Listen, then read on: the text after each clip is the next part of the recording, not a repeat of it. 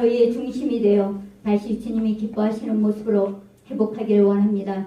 저희 마음에 들리는 이기적이고 쉬운 길, 세상적인 욕망에 흔들리지 않고 하나님 아버지의 마음을 헤아리고 순종할 수 있는 용기와 깨달을 수 있는 지혜를 더하여 주시옵소서. 아멘. 우리 한 사람 한 사람의 순종으로 가정이, 사회가, 나라와 민족이 건강하게 변하고 주님의 사랑과 은혜가 넘치길 소망합니다. 아멘. 현재 나라가 어지럽습니다.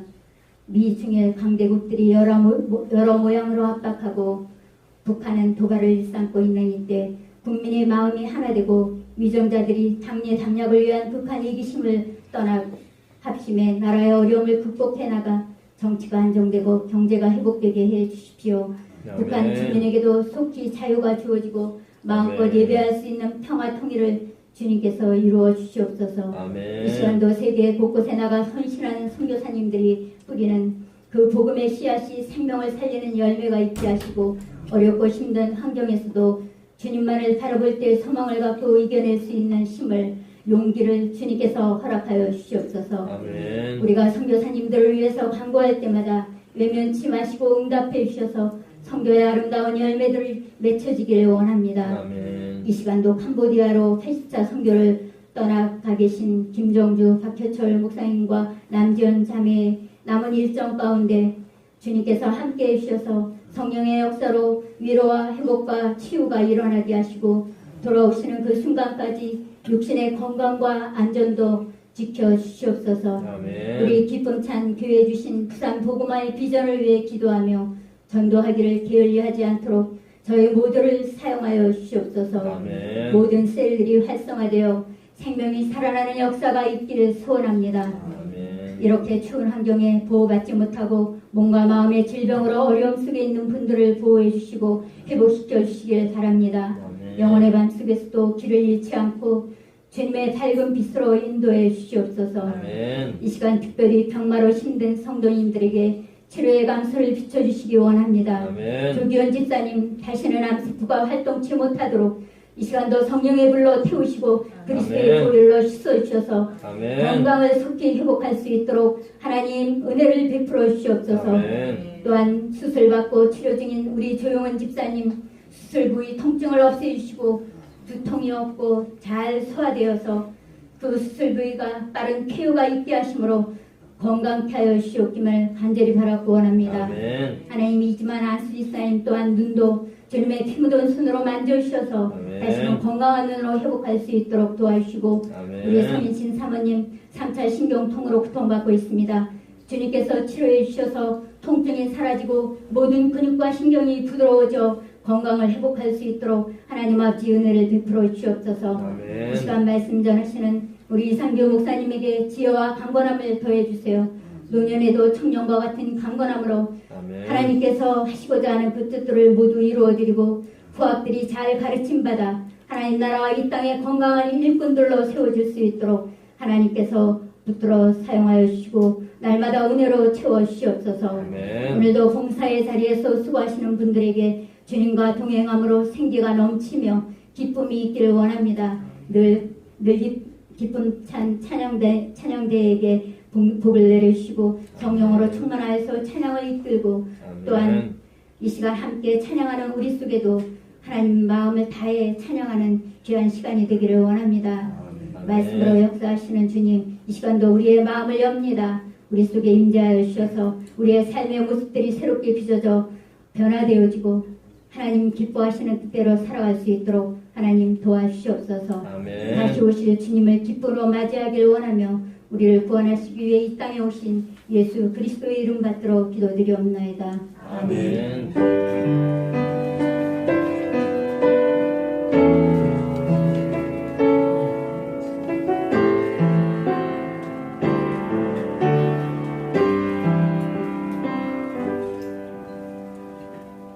하나님 말씀 보십니다. 민수기 14장 1절에서 9절입니다.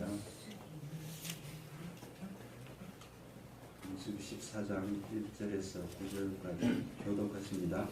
온 회중이 소리를 높여 부르짖으며 백성이 밤새도록 통곡하였더라. 이스라엘 자손이 다 모세와 아론을 원망하며 온 회중이 그들에게 이르되 우리가 애굽 땅에서 죽었거나 이 광야에서 죽었으면 좋았을 것을. 어찌하여 여호와가 우리를 그 땅으로 인도하여 칼에 쓰러지게 하려 하는가? 우리 처자가 사로잡히니 애굽으로 돌아가는 것이 낫지 아니하랴. 이에 서로 말하되 우리가 한 질반을 세고 앞으로 돌아가자 하며 모세와 아론이 이스라엘 자손의 온 회중 앞에서 엎드린지라. 그 땅을 정탐한 자 중 눈의 아들 여호수아와 어른의 아들 갈렙이 자기 옷을 찢고 이스라엘 자손의 온 회중에게 말하여 이르되 우리가 두루 다니며 정탐한 땅은 심히 아름다운 땅이라.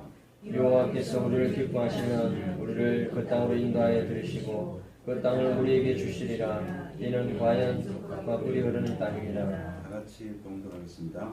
다만 여호와를 거역하지 말라. 또 그 땅 백성을 두려워하지 말라. 그들은 우리의 목이라. 그들의 보호자는 그들에게서 떠났고 여호와는 우리와 함께 하십니다. 그들을 두려워하지 말라 하나. 아멘. 이 시간에는 특송한 후에 우리 백석대 석자교수로 심호하고 계시는 우리 이상규 목사님 봉헌 기도와 말씀드리겠습니다. 오늘 봉헌성은 지금 이 자리에서 주님을 바라보며 지금 이 자리에서 주가 영광 받으시는 그 내용의 찬양입니다. 하나님께 찬양드리겠습니다.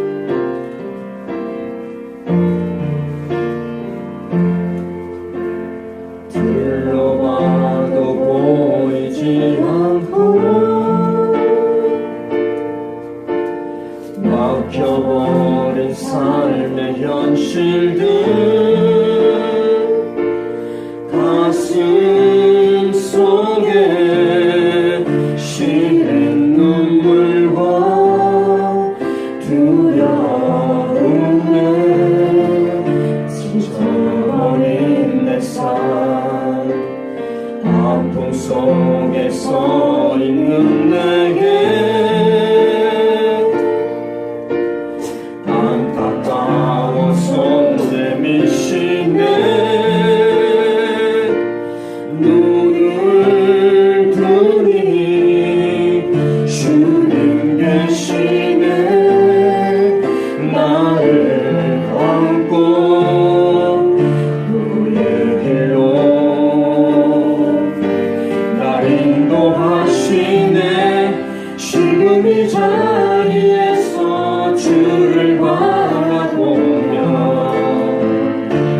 지금 이 자리에서 주가 영광 받으시도록 주께 순복하리라 주께 나아가리라 지금 이 자리에서 살아내리라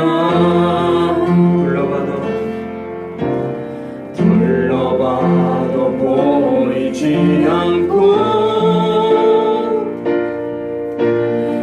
막혀버린 삶의 현실들 가슴 속에 시린 눈물과 두려움에 지쳐버린 내 삶 아픔 속에 서 있는 내게 안타까워 손 내미시네 눈을 뜨니 주님 계시네 나를 안고 그의 길로 날 인도하시네 지금 이 자리에서 주를 바라보며 지금 이 자리에서 주가 영광 받으시도록 주께 순복하리라 주께 나아가리라 지금 이 자리에서 살아내리라 지금 이 자리에서 주를 바라보며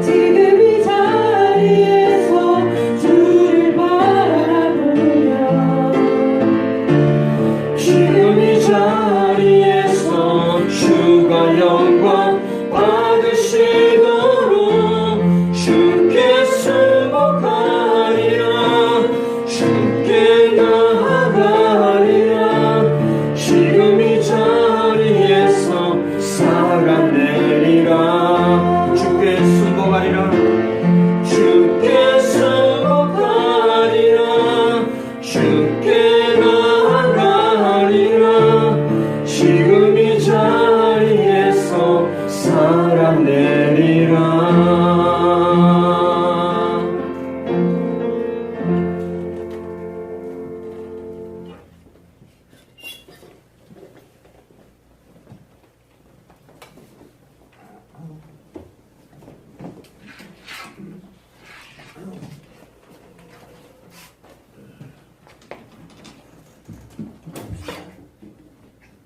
사랑과 은혜가 충만하신 아버지 하나님, 오늘 이 시간도 우리들의 삶을 영위하게 하시고 우리 소유의 일부를 주 앞에 드리게 해주심을 감사합니다.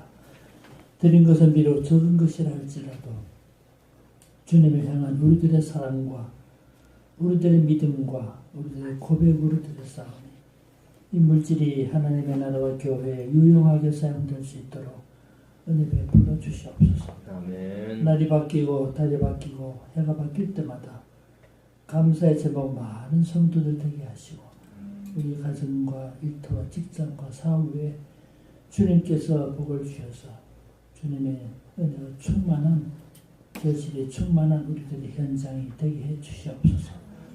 우리 먼 길을 오가며 또 캄보디아에 가 계신 우리 목사님을 비롯한 선교팀 이 모든 사명자 감당하고 돌아올 수 있도록 인도해 주시옵소서. 예수님의 이름으로 기도하옵나이다. 아멘. 감사합니다. 이렇게 기쁨산 교회 와서 성도들도 배웠고 같이 예배드리게 돼서 감사합니다. 이제 와서 보니까 우리 사회하는 장로님 또 찬양 인도하신 두 분이나 또 기도하시는 전도사님 참 좋습니다. 경건하게 예배드리게 돼서 감사합니다. 저 오늘 민수기 일부를 읽었습니다만 이 본문에 매이지 않고 창세기부터 큰 복음 흐름을 좀 소개하려고 합니다. 우리가 창세기, 출애굽기, 레위기, 민수기, 신명기 5권을 보통 모세 5경이라고 말합니다. 모세가 기록했기 때문에 이렇게 말하는데 실제로는 한 권의 책이었어요. 무엇을 가지고 알 수 있냐면 창세기 다음에 나온 책이 출애굽기인데 출애굽기에 제일 처음에 나온 단어가 그리고입니다. 우리말 성경 안 그런데요 하실지 모르겠는데 우리 성경 번역되어 있기 때문에 그렇습니다. 레위기에도 제일 처음에 나온 단어가 그리고 민수기에도 제일 처음에 나온 단어가 그리고 신명기에도 제일 처음에 나오는 단어가 그리고 그래서 모세오경이 그리고 쭉 연결된 책임을 알 수가 있습니다. 그래서 예수님도 이 5권 한 권의 책으로 딱 이렇게 간주해서 알 수가 있는데 누가복음 24장 27절이나 44절을 보면 예수님께서 말씀하시면서 모세의 책과 딱 한마디 그렇게 말해요. 모세의 율법과 이렇게 한마디로 그렇게 말하는데 지금은 이 5권을 나눠져 있지만 따지고 보면 하나님의 구원의 계시가 창세기부터 차례로 쭉 강물이 흐르듯이 연결되어 있음을 알 수가 있어요. 생각해 보십시오. 지금은 인쇄술의 발명 때문에 이렇게 짧은 책을 잡으면 얼마나 편합니까 이게. 제가 초등학교 다닐 때만 하더라도 성경이 훨씬 두꺼웠어요. 무거웠습니다. 그런데 점점 발전해 가니까 이렇게 좋은 책을 만드는데 옛날에 이런 종이가 없을 때는 어떻게 성경 기록했을까요? 하기가 옛날에 문자를 기록하는 것도 너무 힘들었잖아요. 그래서 돌의 글자를 새겨서 이걸 석판에 돌석자 석판에 그래요. 돌의 글자를 새기면 얼마나 오래 갑니까? 그러나 단점은 뭡니까? 많이 새길 수 없고 이동할 수 없는 불편이죠. 나중에 석판 대신에 토판이라는 게 있었어요. 진흙에다 글자를 썼어요. 진흙에다 글자를 쓴다면 말리면 글자 형태는 않겠죠. 이것도 사실은 쉽게 부서지기도 하고 옮겨서 불편이 있어요. 그래가지고 나중에 개발된 것이 이집트 나일 강변에서 나온 식물이 파피루스라는 식물이 있어요. 식물의 머리 뭉치를 잘라내고 줄기를 가지고 파피루스 줄기를 피워가지고 가로로 놓고 또 위에 세로로 놓고 또 가로를 놓고 세로를 압축을 합니다. 그럼 종이가 돼요. 그게 파피루스예요.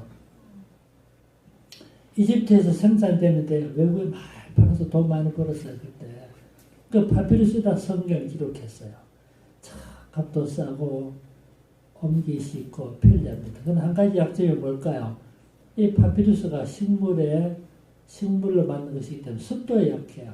비를 맞았다가 어머 날아가 버리면 부서지는 거죠. 그래서 파피루스에 성경 기록한 것이 종류가 5,000가지 정도 남아있어요. 사본이. 근데 5,000가지 종류가 남아있지만 성경 다 포함하는 파피루스 사본은 하나도 없습니다. 이만큼 식물이 습기에 약한데 그래도 안 되겠다 싶어 나중에 개발된 것이 뭐냐면 양피지입니다. 양피지.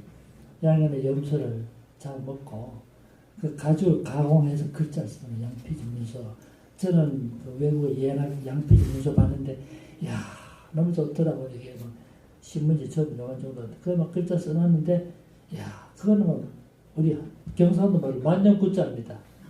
지지도 않고 이동하고 주로 4세기 이후에 성경 양피지 기록되었어요. 하기야 사도 바울 시대에도 양피지 문서가 있었어요. 디모데후서 4장 17절입니까? 사도 바울이 이렇게 말하잖아요.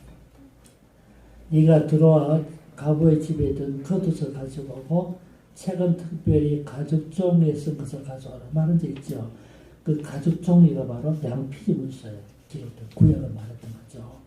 그러니까 사도 바울 때도 벌써 양피지 문서가 개발됐지만 주로 4세기 이후에 나오는데 한 가지 문제가 뭡니까? 양피지에 성경 기록할 때 있으면 그 문제가 뭘까요? 성경 다 기록하려면 약을 몇 마리를 잡아먹어야 될까요? 자, 신약 성경, 구약 성경 그 내용을 이걸 다 기록하려면 약을 몇 마리를 잡으면 될까요? 이거 생각 안 해보셨죠? 300마리 내지 320마리 양을 잡아먹어야 거의 다 기록할 수 있는 거죠. 근데 양 한 마리 15만원씩만 계산해도 양값이 얼마입니까? 15만원, 20만원 더 비싸겠죠. 그런데 성경 기록하는데 얼마나 걸렸는가 하면 그 당시에 수도사들이 2년이 걸렸어요. 그러니까 성경 하나 기록하면 아주 고가가 되는 거죠. 근데 그때 더 큰 문제점이 뭐냐면 생각해 보세요. 양피지 문서를 두루마리로 만들어서 두루마리로. 야, 두루마리로 만드니까 두루마리 문서라 그러는데요. 창세기 1장 1절을 찾기 쉽겠죠. 발표되니까. 오늘 읽었던 민수기 14장 4절을 어떻게 할까요? 막 돌리고. 신명기 찾을 얼마나 많이 돌려야 될까요? 이런 불편함 때문에 창세기, 출애굽기, 레위기, 민수기, 신명기 5권 나누게 된 거예요. 근데 문제는 사실은 한 권의 책이라는 점입니다. 그래서 하나님의 구약의 계시의 말씀이 쭉 연결됩니다. 그래서 그 강줄기를 따라가다 보면 하나님의 메시지가 이것이구나 알 수 있는 거죠. 자, 그래서 차례대로 좀 말씀드려보겠는데 여러분 창세기 무슨 뜻입니까? 창세기 한 번만 보더라도 창세기 세상을 만드신 창조하신 기록인 뜻이죠. 창세기 50장까지 되죠. 딱 따지보면 딱 두 가지입니다. 많은 내용이 기록되지만 첫 번째 부분이 1장부터 11장까지인데 여기는 하나님 천지 창조 인간을 타던 노아의 홍수 바벨탑 사건 기록됐잖아요. 바벨탑이라 그러니까 저 경주의 다보탑, 석가탑 그 탑이라는 말이 아니고요. 성이라는 뜻입니다. 성을 쌓았다는 뜻이에요. 우리 스스로 우리를 보호해보자. 그래서 1장부터 11장까지는 하나님이 창조 주시고 우리 인간은 피조물이라는 사실을 말씀하시면서 인간이 하나님을 섬기고 예배해야 할 존재인 것을 말하는 것이 창세기 첫 번째 부분이에요. 두 번째 부분이 12장부터 50장까지인데 하나님이 아브라함을 부르시고 한 민족을 삼으시고 그 민족 가운데 어떻게 이루어졌던가를 말하는 것이 창세기 두 번째 부분이에요. 그래서 12장부터 25장까지는 아브라함에 대해서 26장, 27장은 이삭에 대해서 28장에서 37장까지는 야곱에 대해서 38장 이하는 요셉에 대해서 기록됐잖아요. 그래서 보면 아브라함이 어땠다, 이삭이 어땠다 하는 것처럼 사실 다 보시면 아시겠지만 아브라함이 어땠다가 중요하지 않고 아브라함을 통해서 하나님이 무슨 일을 하셨던가 이삭이 중요하지 않고 이삭을 통해서 하나님이 하신 일이 무엇인가? 야곱이 어땠든 중요하지 않아요. 야곱을 통해서 하나님께서 무슨 일을 하셨던가를 보여주므로 창세기 2번째 부분은 하나님께서 지금도 이 땅에 오셔서 일하시고 간섭하신다. 하나님의 섭리를 보여주는 것이 창세기 2번째 부분이에요. 그러니까 따지고 보면 창세기 딱 두 가지입니다. 하나님께서 천지를 창조하셨다. 두 번째, 창조하신 세계에 오셔서 간섭하시고 통치하신다. 이게 창세기 내용이에요. 이걸 통해서 구약의 아브라함과 이삭과 야곱과 요셉 그 시대에 일하셨던 하나님 지금도 살아 계셔서 우리 가운데 역사하고 계신다. 이게 창세기입니다. 그 다음에 출애굽기잖아요. 출애굽기. 출애굽기 무슨 뜻입니까? 젊은 사람 잘 모르더라고요. 출 나온다는 뜻이 애굽에서 나온 기록이라는 뜻이죠. 출애굽기 40장까지 되어 있지만 사실 출애굽기도 따져보면 딱 두 부분으로 되어 있어요. 1장부터 18장까지는 이스라엘 백성들이 10번째 재앙을 경험하고 나서 이제 바로 넣어주잖아요. 그런 이스라엘 백성들이 애굽의 변방지역의 람세에서 출발해서 시내산까지 오는 여정이 18장까지 내용이에요. 몇 달 걸리나요? 3개월 걸렸어요. 3개월 동안 예언 마치고 이스라엘 백성 시내 광야 오는 거죠. 그 다음 시내 광야 와서 성막을 세우고 10개월 받는데 이런 내용이 쭉 기록됐어요. 근데 성막을 출애굽기 보면요.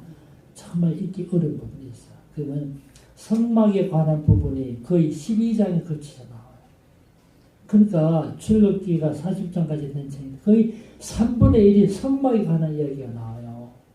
성막은 하나님을 만난 장소인데 이게 얼마나 중요한 것인가 보여주는데 어떻든 출애굽기라는 책에서 특별히 강조되는 것이 하나님의 인도입니다. 하나님의 인도. 보면 하나님이 자기 백성을 어떻게 인도해 가셨던가 쭉 보여주는 것이 출애굽기 내용이에요. 예를 들어 봅시다. 하나님께서 모세를 부르는 내용이 출애굽기 3장에 나와요. 모세를 부른 다음에 이스라엘 백성들이 애굽 나오는 출애굽기 14장에 나와요. 그래서 3장부터 13장까지 내용이 총연두 내용인데 여기 보면 두 사람이 중심으로 나옵니다. 3장부터 13장까지. 한 사람이 모세고 한 사람이 바로입니다. 바로. 근데 하나님께서 모세를 부르시고 뭐라 그럽니까? 내 백성을 구원하라 그랬죠. 그렇죠? 모세 뭐라고 반응합니까? 모세가 잘 아신 것처럼 나는 못합니다. 하나님께서 모세를 부르시고 사명을 맡기니까 모세는 나는 못합니다. 나는 못합니다. 나는 말을 못합니다. 내 형 아론 있지 않느냐? 그럼 나는 못합니다. 내가 무슨 권리로 바로에 나가시면 나는 계속 나는 못합니다. 하나님 하도 답답해가지고 말한 지팡이를 던져서 뱀이 된 이적을 보여줬잖아요. 그 무슨 뜻입니까? 내가 너와 함께 하겠다. 그런데도 모세는 나는 못합니다. 나는 못합니다. 모세의 계속적인 반응은 나는 할 수 없습니다. 나는 못합니다. 또 한 사람이 바로인데요. 바로 창세기 출애굽기에 바로가 여러 번 나오는데 다 같은 바로가 아니에요. 1장 8절에 바로하고 1장 11절에 바로 딴 사람이에요. 1장 8절에 바로는 1장 8절에 바로 그럼 1장 11절 불과 몇 절 차이잖아요. 1장 11절에 바로는 1장 8절에 바로의 손자예요. 그러니까 1장 8절과 11절에 큰 역사 관계 있는 거 알죠. 6장 3절로 나오면 바로는 그 바로가 실제로 출애굽할 당시 바로인데 이 바로가 이 바로가 18살 때 왕된 사람이에요. 이야, 그러니까 혈기의 왕성이 바로가 뭐랍니까? 계속해서 바로에 대해서 성경에 말할 때 바로는 완악하였다. 바로는 완강하였다. 바로에 대해서 말할 때 바로는 이스라엘 백성을 놓아주지 않았어요. 그래서 완악하였다, 완강하였다 쭉 나옵니다. 여러분 생각해 보세요. 모세는 못한다 그러지. 바로는 이스라엘 백성을 안 놓아줬지. 그러면 자기 백성을 인도해 간 사람은 누굽니까? 하나님이 자기 백성을 인도해 가셨다 하는 사실을 보여주고 있는 거예요. 그래서 출애굽기의 총연 가르침이 하나님의 인도입니다. 자, 이렇게 설교하면 성도들이 이 의문을 가지더라고요. 하나님이 우리 인도하시면 왜 우리 성도들에게도 때는 아픔이 있고 고통이 있고 왜 우리에게도 어려운 일이 생깁니까? 하나님이 인도해 가면 모든 거 다 잘 돼야 될 거 아닙니까? 이렇게 생각하는 분이 계시는데 그렇지 않아요. 하나님께서 우리 삶을 인도해가도 때로는 병들고 때로는 고통당하고 때로는 사별의 아픔을 겪고 불신자 똑같은 일을 당할 수 있어요. 그럼 똑같습니까? 똑같진 않아요. 눈에 보이는 것으로는 비슷한 일들이 많이 일어나는 그런 큰 차이점은 때로는 병들고 때로는 고통당하잖아요. 이 모든 것을 통해서 우리에게 이길 수 있는 힘을 주시고 아멘. 이걸 통해서도 우리 성도들 유익을 주신다는 사실이 단서예요. 아멘. 야, 그래서 우리가 하나님의 인도를 따라 살 때 때로 힘들고 때로 시험에 낙방하고 해도 나망치 않을 수 있는 근거가 되는 거예요. 살아온 삶을 뒤돌아보면 우리도 똑같은 일을 당하지만 그 일을 통해서도 우리를 하나님께서 선한 것을 인도해 가시고 궁극적으로는 우리 성도들 유익을 주시는 거죠. 그런데 하나님은 우리 인도해 갈 때 또 한 가지 제기된 질문은 나 학생 때 그런 생각했어요. 하나님 우리 인도하실 때 그 당시 고등학교 2학년인데 2년이 지나면 내가 어느 학교에 가게 될까? 대학을 졸업하고 나면 어떤 직장을 얻게 될 것인가? 미리 말해주면 얼마나 좋겠어요. 하나님 우리 인도해 가시니까. 그렇죠? 그런데 그렇게 하지 않아요. 하나님이 우리 인도하시는 방법은요. 이건 마치 소경을 인도하는 것과 똑같아요. 소경을 인도할 때 인도하는 사람이 어떻게 합니까? 500m 앞에 장애물이 있다. 말하지 않습니다. 200m 앞에 장애물이 있다. 그렇게 말하지 않고 바로 눈앞에 있는 현실을 말해주잖아요. 소경을 인도할 때 바로 눈앞의 현실을 말해주듯이 하나님이 우리 인도할 때도 다 순간순간 인도하시는 거예요. 아멘. 내가 진짜 알 수 없어. 내가 갈 길을 알지 못한다. 진짜 하나님이 우리 인도할 때 순간순간 인도하세요. 왜 그렇게 인도하실까요? 왜 하나님이 우리 앞으로 5년 지나면 이렇게 될 것이다. 10년이 지나면 이렇게 될 것이다. 그렇게 말하지 않고 왜 한순간순간 인도할까요? 그렇게 한 이유는 우리로 하여금 순간순간 주님을 의지하게 하기 위해서. 아멘. 5년에 이랬다, 10년 후에 이런 일이 있다 하시면 우리가 나도 모르게 5년에 일이 될 텐데 싶어가지고 나도 나태해질 수밖에 없어요. 그래서 우리를 매 순간마다 주님 의지하고 살게 하기 위해서 순간순간 의지, 순간순간 인도해 가시는 거예요. 진짜 신자의 삶이라는 거는 그 순간순간 주님과 동행하는 삶 아니에요. 하나님 우리 인도해 가실 때 한순간 한순간 인도해 가시는 거예요. 뒤돌아보면 하나님이 이렇게 인도해 오셨구나 알 수 있게 되는 거죠. 출애굽기는 이스라엘 백성들을 약속의 땅으로 인도해 갔던 것처럼 오늘 또 자기 백성을 인도해 가신다는 사실을 강조하는 책이 출애굽기라는 책이에요. 그 다음에 레위기라는 책이 나옵니다. 레위기. 여러분 이스라엘 백성들이 애굽을 떠나서 시내 광야 오기까지 얼마 걸렸다고요? 3개월 걸렸죠. 시내 광야 도착해서 얼마 동안 체류하냐면 거기 1년 동안 체류해요. 시내산에서 1년 동안 체류할 때 하나님께로부터 받은 율례가 기록된 책이 레위기라는 책이에요. 근데 우리 그런 경험 있죠. 성경 읽을 때 창세기 읽고 출애굽기 읽고 레위기 읽으려면 이거 너무 어려워요. 레위기가 무슨 말인지. 지금도 저 목사지만 내가 읽어도 어려워요. 그러니까 성도들 얼마나 어렵겠어요. 도대체 이 레위기가 무슨 말인가. 그래서 읽다가 창세기는 겨우 읽고 나서 좀 힘들지만 출애굽기 억지로 읽고 나서 레위기 읽으려면 그만 너무 어려워가지고 포기할 일이 얼마나 많아요. 그런 시절 레위기 좋은 책이에요. 설명드리면 쉽습니다. 레위기라는 책이 딱 두 가지 말합니다. 레위기 책도. 쭉 되지만 레위기가 두 가지 말하는 첫 번째가 뭐냐면 죄인인 인간이 어떻게 하나님께로 나갈 것인가. 이게 레위기 첫 번째 부분. 레위기의 첫 번째 부분은 죄인인 인간이 어떻게 하나님께로 나갈 것인가를 말하는 것입니다. 두 번째 레위기 두 번째 책은 하나님께로 나가는 우리가 어떻게 하나님과 교제할 것인가. 이게 레위기 내용이에요. 여러분 그래서 레위기 첫 번째 부분 제일 앞에 보면 5가지 제사제도가 나와요. 번제, 속죄제, 속건제, 화목제 등 5가지 제사제도가 나와요. 왜 그게 나올까요? 여러분 우리가 죄인이죠. 죄인 하나님께 나갈 수 없죠. 죄 때문에 이 통로 막혀버렸잖아요. 그래서 죄인인 인간이 하나님께 나가는 방법을 설명하기 위해서 번제, 제사제도 기록된 거죠. 레위기에 기록된 제사제도는 죄인은 우리가 하나님께로 나가는 통로를 만들어주는 거예요. 제일 처음에 나온 제사가 번제죠. 번제. 젊은 사람 한문을 모르니까 이 번제가 뭔지 잘 모르더라고요. 번제. 번제 할 때 번자가 무슨 번자입니까? 제가 한번 우리 학생들 물어봤어요. 번제 할 때 번자 무슨 번자입니까? 번쩍할 번자라고 그러더라고요. 처음 들어본 한번 말입니다.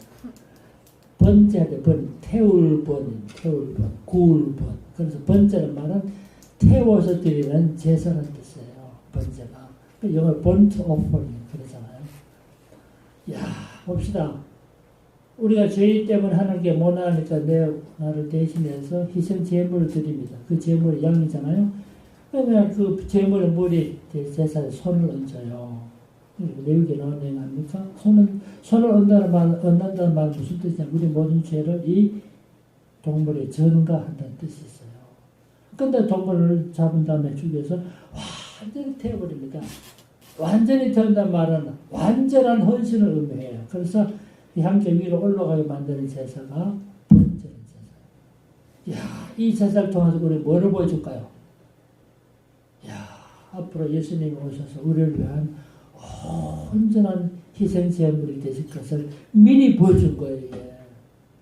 어떤 레위기의 5가지 제사 제도가 기록된 것은 죄인인 인간이 어떻게 하나님께 나갈 수 있을 것인가를 가르쳐 준 거예요. 그래서 번제를 통해서 인간이 이제 하나님께 가는 길을 만들어준 거죠. 참 중요한 것이죠. 젊은 사람 한문을 모르니까 참 실수도 많아요. 요즘은 오늘도 약간 비가 오던데 여러분 유비무한 무슨 뜻입니까? 유비무한. 여기는 여러분들 다 아실 것 같은데 학생들 그걸 잘 몰라요. 유비무한 하니까 있을 줄 알았던가 봐요. 유비무한. 비가 오네. 환자가 안 오네. 이렇게.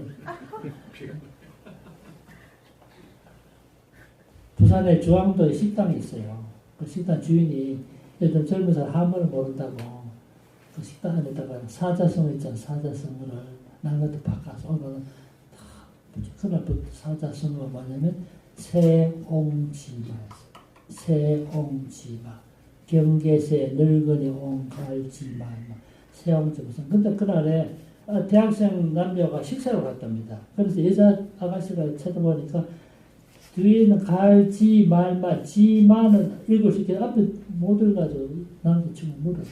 오빠 지금 무슨 뭐야? 오빠 남자친구도 뭐 자기도 앞에 두 자 모르겠어. 뒤에는 지만 알겠는데 앞 두 자 몰라가지고 모른다는 게 돼. 저거 지마니까 남기지 마. 식당 없이 안 남기 다 먹었다. 그런 말이 있는데, 여러분 레위기의 첫 번째 부분은 죄인인 인간이 어떻게 하나님께 나갈 것인가 봅니다. 두 번째 부분이 뭔가 하나님께로 나가는 우리가 어떻게 하나님과 교제할 것인가.